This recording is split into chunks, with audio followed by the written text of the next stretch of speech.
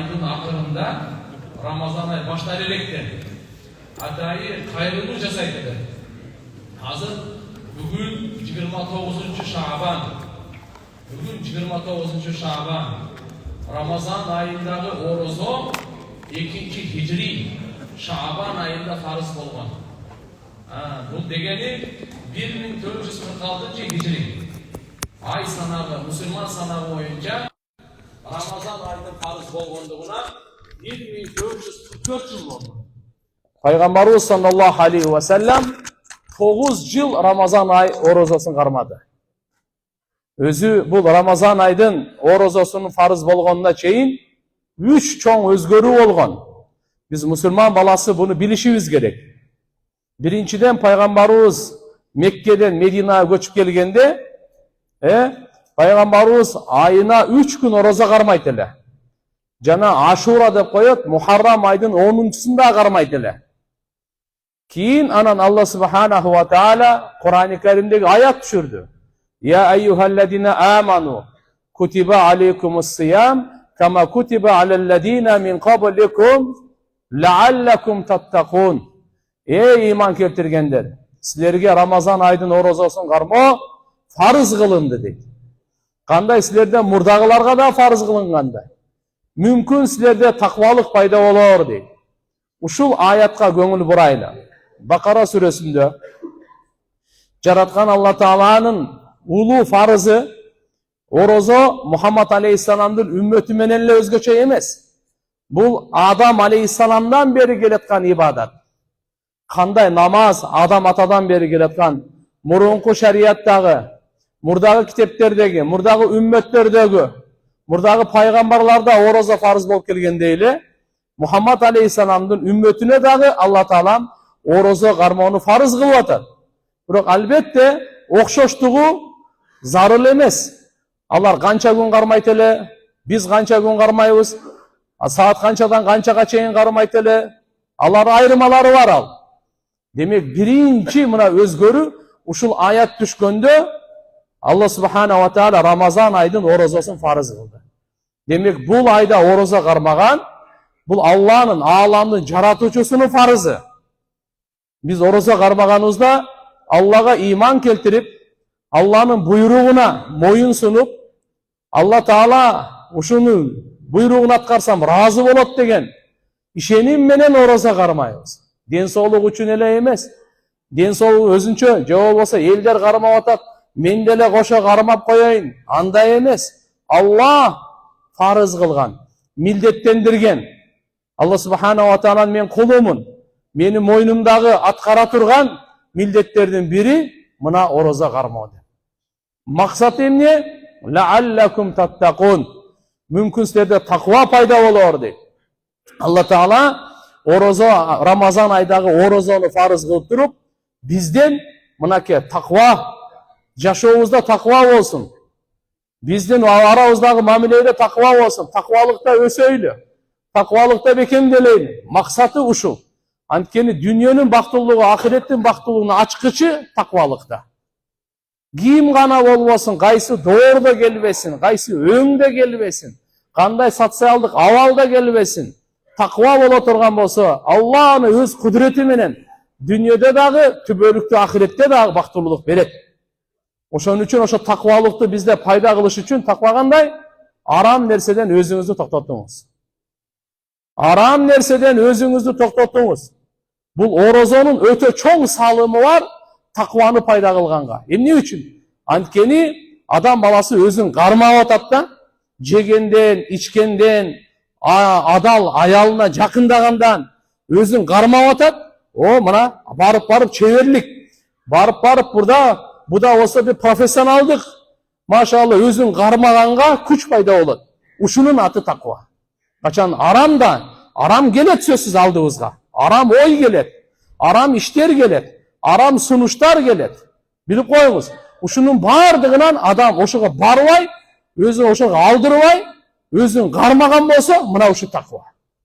Кудайдан коркуп туруп, арамдан кайткан улуу зикир деп айтылат. Өзү туура субханаллах, алхамдулилlah, ла илаха иллаллах, Аллаху акбар, Алланын зикири. Бирок будан дагы абзел зикир Aram uçurda biröөнү uşaktayın dep kaldың, biröөгө жала жабайын деп калдың, макулбу? Жоса да bir арам нерсеге кадам таштайын деп калдың, ошол учурда Алланы эстеп туруп, өзүңү тартып токтотсоң, мына ушунун аты такыба. Бул эң абзел зикир. Демек тугандар, мынакей Рамазан айдын орозосун Алла Таалам парыз кылып атат. 3 өзгөрүү менен болгон дедик. Биринчиси, пайгамбарыбыз Мединага көчүп келгенде айына 3 күн кармайт эле, Мухаррам айдын 10-чусун кармайт эле, Ашура деп коебуз. Андан кийин мынакей фарыз болуп атат. Алла Таалам фарыз кылды. Я айюхаллазина аману кутиба алейкумус сиям. Силерге фарыз кылынды мынакей. Иман келтиргендер силерге, жана силерден мурдагыларга эмне үчүн таква болушу. Бирок орозо кармаганчы, фарыз кылынганы менен ыктыярдуу болчу да. Ыктыярдуу болчу. Кандай ыктыярдуу? Кааласаң орозо карма, кааласаң төлөм төлөп кой. Фидия деп коет муну. Ау итаму мискин. Төлөм төлөп коет эле. Орозо кармабай эле бир ушу са бейбечаранын курсагын тойгозуп койсоң, орозо болду, кутулдуң. Ушу менен эле кетет эле да. Мурда ыктыярдуу болчу. Бирок айткан: "Ва антасуму хойрул лакум." Орозо кармасаңар жакшыраак. Бирок төлөм берсеңер деле өтө берет дейт эле да. Кийин Алла субханаху ва тааланын аяты түштү. Анын аркасынан эле аят: "Фаман шахида минкум шахра фальясумху." Ким силерде мына ушул айга күбө болсо, Рамазан айды көрсө, эми ал сөзсүз кармасын силерден деп туруп, карыган аксакалдар, оорулуулар, мусапырларды Алла Таала алардын башында фарыз эместигин чыгарып койду да. Мусапыр адамга Рамазан айда орозо кармаган фарыз эмес. Бирок кийин кармап берет. Келгенден кийин кармап берет. Оорулуу адамга фарыз эмес. Ден соолугу жакшы болгондон кийин кармап берет. Бирок эгерде карыган адам же ушундай ооруга чалдыгып калган, кийин кайра оңолуусунун мындай үмүтү жок да, алар болсо фидия берет. Bir күндө bir, мындайча айтканда, фитр садака. Азыр эми мына 50 сом дейт, 50 сомго эч ким курсак деле тойбойт. Ошон үчүн 30 күн эгерде кармабаса, 30 күн бейбечаранын курсагын тойгозсо, бул кутулат да. Мына ал экинчиси менен мурункусу мансук болду. Бул экинчиси өзгөрүү. Үчүнчүсү кандай эле? Исламдын башында тугандар, ким ифтар кылса, тамак жеген, ичкен, аялына жакындаган адам эле. Уктап калып кайра турса, эми бүт эле. Жегенге болбойт эле, ичкенге болбойт эле. Аялына жакындаган болбойт эле. Bir уктап тургандан кийин уже болбойт эле. Уруксат эмес эле да. Кийин Алла субхана ва таала Кур'ан-ы Каримде аят чөрдү. Ухилла лакум лайлатас сияма рафас ила нисаикум. Хунна либасун лакум ва антум либасун лакум. Мынаке Алла субхана ва таала билди, силер кыянат кылып коет экенсиңер. Ушунда арыздар түштү. Уйкудан тургандан кийин жакындап койгон, тамак жеп алган. Алла Тааланан кийин алхамдулилла, андан кийин түндөсү силерге адал жубайларыңарга жакындаган, күндүзү адал эмес деп буйрук түштү да. Мынакей ошо үчүнчүсүндө Алла Таалам бизге жеңилдик берди. Ифтар кылдыңыз, уктадыңыз, турдуңуз, дагы жесеңиз болот да, саарлыкты берип койду. Саарлыкты алхамдулилла уктап тургандан кийин саарлык ичкенди сүннөт кылып койду. Ошон үчүн урматтуу агайын мусулман бир туугандар, алхамдулилла мына касиеттүү, куттуу Рамазанды эң мыкты кылып кармаганга аракет кылайлы. Эң мыкты кылып орозо тутканга биз аракет кылайлы. Кантип? Тынчтанайлы. Нары жер алаксыздар токтото болду. Баарысы жакта карап отурду. Улак салайлы. Мүмкүн болушунча күчтүн баарын Кур'ан окуганга берейли. Качан канча убакыт таап калсаңыз, bir жарым саат бош убакыт таап калдыңызбы? Кур'анга бериңиз. 1 саат, 15 мүнөт, хотя bir 10 мүнөт дагы эгерде бош убакыт таап калсаңыз, Кур'анга бериңиз туган. Кур'андын айы. Бул Кур'ан түшкөн ай. Кур'андын айы. Мен деген алымдар дагы башка китептерин, башка иштерин бардыгын бир чекеге коет эле дагы Кур'ан менен. Түндөсү дагы Кур'ан менен, күндүзү дагы Кур'ан менен.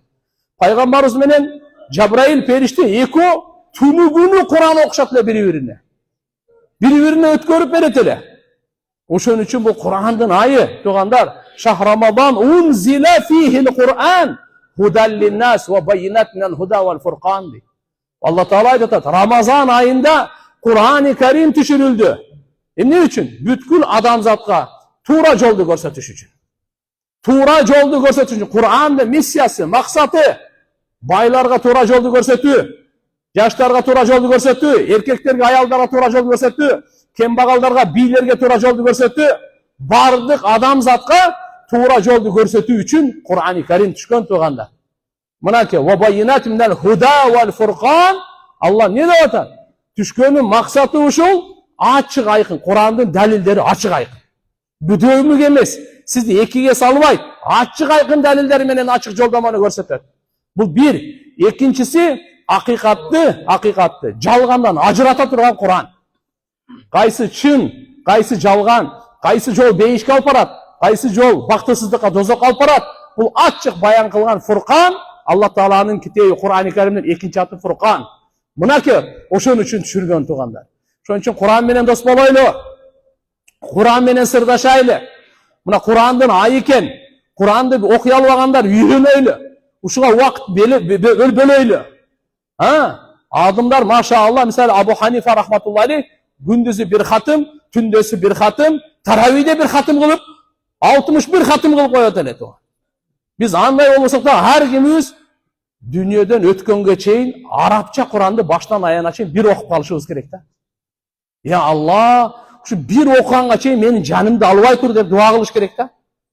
Ушу я Алла, ушунча Алла Таалам акыл берди, ушунча акча тапканга жөндөмдүүлүк берди, ар жерге сапар кылганга күч кубат берди. Ушу Куран окуганга ошо күч жок болуп калабы бизде? Жок. Ошон үчүн иншалла бир кайраттуулук менен, мындай эрк менен, жакшы ниет менен, жакшы дуа менен, мынакей иншалла 1 саат убактыңызды бөлүңүз, 2 саат убактыңызды бөлүңүз. Кудай кааласа жашооңуздагы эң баалуу, эң бактылуу, эң нурлуу, эң даражалуу убактыңыз Куранга берген убактыңыз болот. Ошон үчүн иншалла буга мына олуттуу мамиле кылыңыз. Менен жөнөкөй эле мында уктук эле андай эмес, ушундай бир берилип, чындап эле мен бүгүн түнү Кудай кааласа бир 5 минут, 10 минут, 15 минут, жарым саат Куранды ачып, бир тамгасын болсо таанып, анан жатамын дегенге ниет кылайын. Ниет бар иншалла. Биринчи эң чоң күчтү бош убакыттын бардыгын Куранга беребиз. Бош убакыттын кичине бизнестерди, жумуштарды аз-маз токтото туруңуз.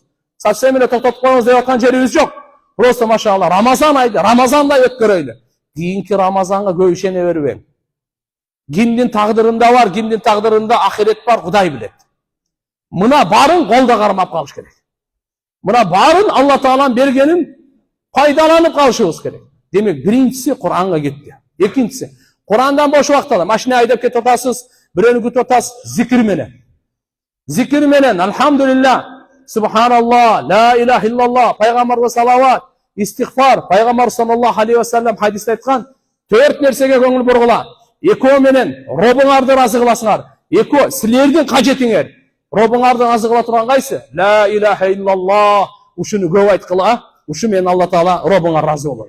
Экинчиси истигфар. Алладан кечирим сурагыла.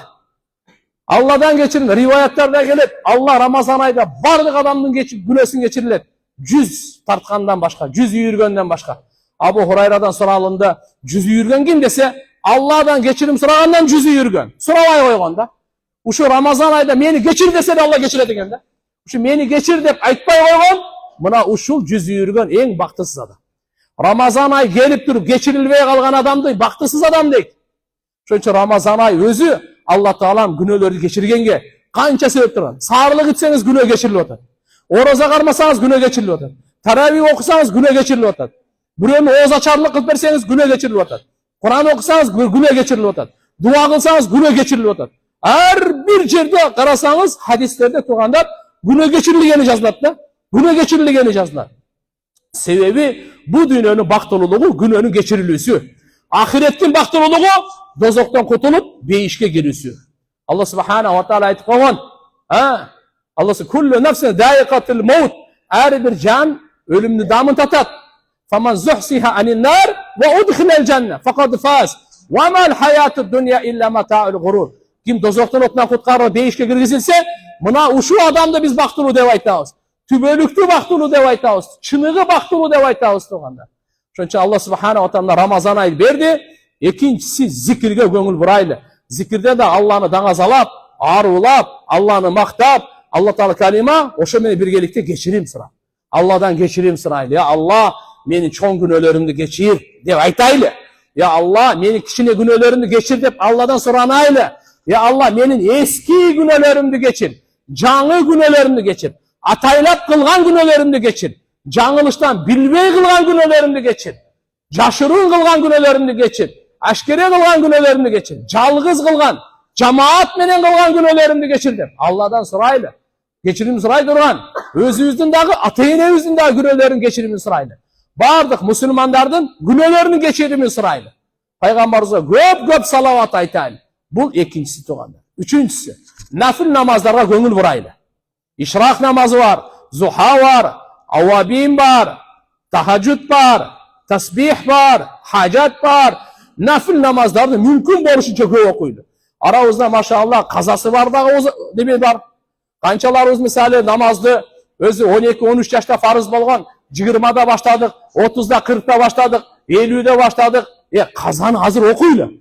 Şimdi vaktіңізді ойлауыңызda ушул курсаңызды ачып алып, качан ушул азан айтаткенди күтүп отура бербей, казаларды окуйлу, зикирлерди кылайлы. Өзүбүз алхамдулилля оңолуу процессине түшөйлү. Өзүбүздү оңдогонго. Болду. Рамазандын башынан аягына чейин жалган сүйлөмөй жок, бүттү. Бирөөнү ушактамай жок, бүттү. Пайгамбар саллаллаху алейхи ва саллямдын риваяттарына келет. Орозо ашказандык эле эмес. Көзүңдү, кулагың, тилиң ораза кармасын дейт. Мына дене мүчөлөрдү ораза карматайт. Чыныгы андан кийин биз айтсак болот, мен Рамазан айдын оразасын кармадым деп айтсак болот.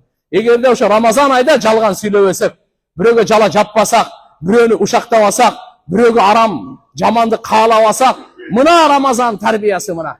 Мына агартуу иши мына. Мына тазалануу деген ушул туган. Аллага жакындоо. 40 сажда кылабыз мынакей таравихте. 40 сажда жөнөкөй сажда эмес. Her bir secdega 1500 sevap verilir. Her bir secdega 1500. Ertesi meni sağlıklı ozaş yaptınız mı? Taң atkandan gün batkanga çeyin sizin akınızda 70.000 perişte dua kılar. Mınanday biz Ramazan ayı gele taptıgan. Değişti neşik açılat, bürö dağı tutkanga çeyin çavulbaydı. Dozok neşikleri bardığı çavulat, bürö da tutkanga çeyin açılbaydı. Şeytandardı, toң boyundardan, cinlerin bardığın Allah Teala kişendep koyar, kişendep, baylap salat. Ramazan ayının hurmatынан. Ne üçün? Mınaki dünyada hazır kança buzukuluk bolup atat, kança kan tögü bolup atat, kança aram nerse bolup, kança jamandık bolup atat. Bardığı şeytanın azgırısının naticası. Şeytandı Allah Teala baylap berdi. Ramazan ayının hurmatına. Eldeşi algıla, oңolу algıla, geçirişi algıla, dostoşu algıla, ibadatka beken bolup algıla, imanыңарды bekemdegile, iliminglerdi küçeytküle, ahirette de yardanı algıla. Allah subhanahu wa ta'ala şeytanды baylap berip koy, bizge mümkünçülük berip. Oşon üçün inşallah koldonoylu. Bir-birimizge dua kılaylı. Elibizge, jeribizge dua kılaylı. Bütkül alamga, insanlarga dua kılaylı. Dua kılayırız. Oңolу siz işiniz mes. Bura dua kılgan üçün savap alasız. Dua kılgan üçün Allah'dan daraja alasız. Şoň üçün inşallah hiç kimle uruşmay jok, janjaldaşmay jok, sögüşmey jok. Birin elhamdülillah Peygamberimiz aytkan, kim oroza karmasa silerden fala yarfus. Uyat söz söylöbösün dedi. Soğuğu azayıp kalat. Hakikatine getip kalat. Nuru kemiyet. Fala yarfus. Uyat söz söylöbösün.